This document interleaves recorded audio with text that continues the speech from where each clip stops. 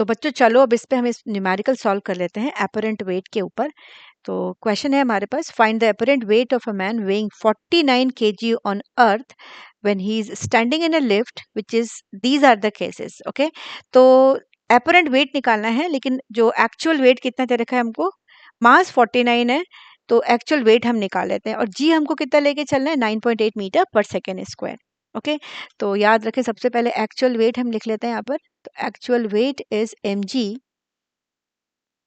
and this is mass is given as 49 into g is 9.8.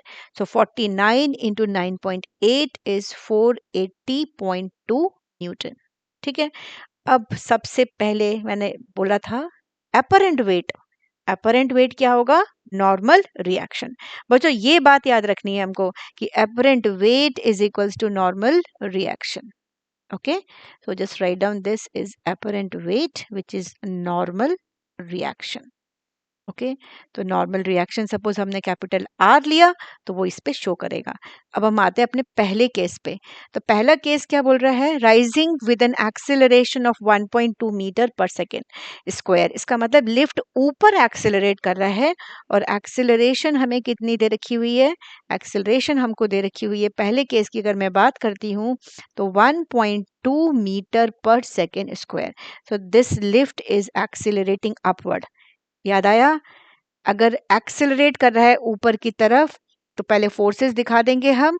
Downward force mg हो जाएगी, upward force normal reaction r हो गया। तो force का formula लगा देते हैं सेकेंड लॉ से, Newton second law. and what is Newton second law, mathematical form gives you force is equals to mass into acceleration। तो बच्चों याद है ना, अभी पढ़ा है हमने r की डायरेक्शन, क्योंकि नेट फोर्स की डायरेक्शन अपवर्ड हो गई, इसका मतलब r minus mg is ma, right? Okay, so the net upward force on the person will be r minus mg which will be ma।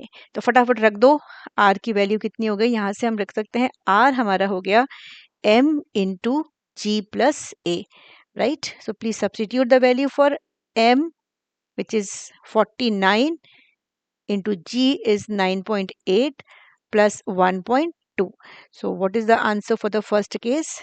r कितना आया हमको, यहाँ से मिला 49 into 11 and this r is 539 Newton. तो पहले case के लिए अगर हम बात करते हैं तो नॉर्मल रिएक्शन हमारा 539 न्यूटन आ गया। Okay, let is move to the second part. ये हमारा सेकेंड पार्ट है। तो सेकेंड पार्ट की अगर हम बात करते हैं तो किधर जा रहा है, going down with the same acceleration.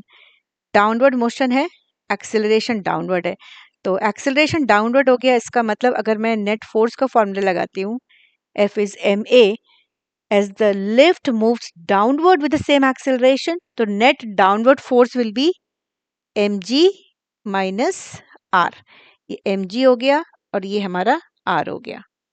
ठीक है, तो mg minus r is ma। just substitute the values, we are finding out the value of r। तो यहाँ से r कितना हो जाएगा, r हो गया हमारे पास mg minus a, substitute the value 49 g 9.8 minus 1.2।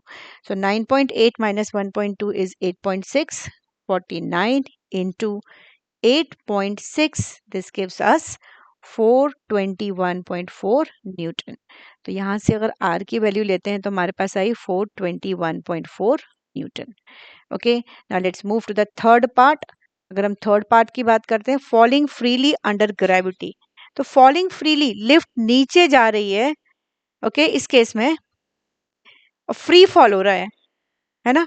तो फ्री फॉल में तो a इक्वल टू जी हो गया ना, दिस इज फ्री फॉल।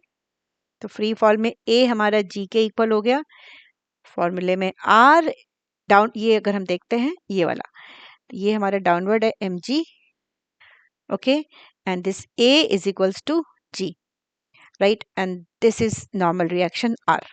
तो यहाँ से अगर हम देखते हैं डाउनवर्ड डायरेक्शन की अगर हम बात करते हैं तो ये आया हमारे पास mg, sorry, this is mg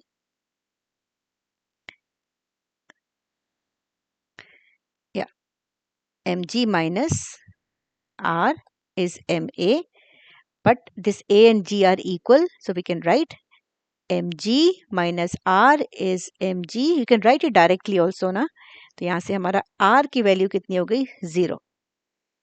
Lift or the person who is standing in the lift, they both are moving with the same acceleration, इसलिए कंडीशन आ गई वेटलेसनेस की. तो इस केस में r की वैल्यू आ गई 0 न्यूटन.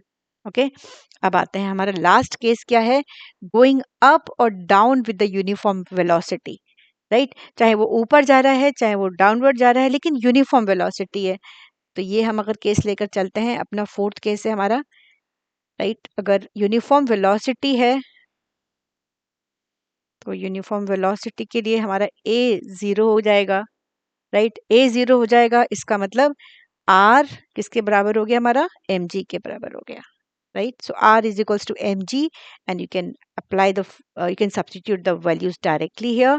r हम निकाल, mg हमारा कितना है 480.2 Newton. so this r is 480.2 newton. Okay, so we can write the last part here, r is 480.2 newton. Okay, I hope this question is clear to everyone. और ऐसे ही interesting physics concept के लिए physics wave को like करें और channel को subscribe करें.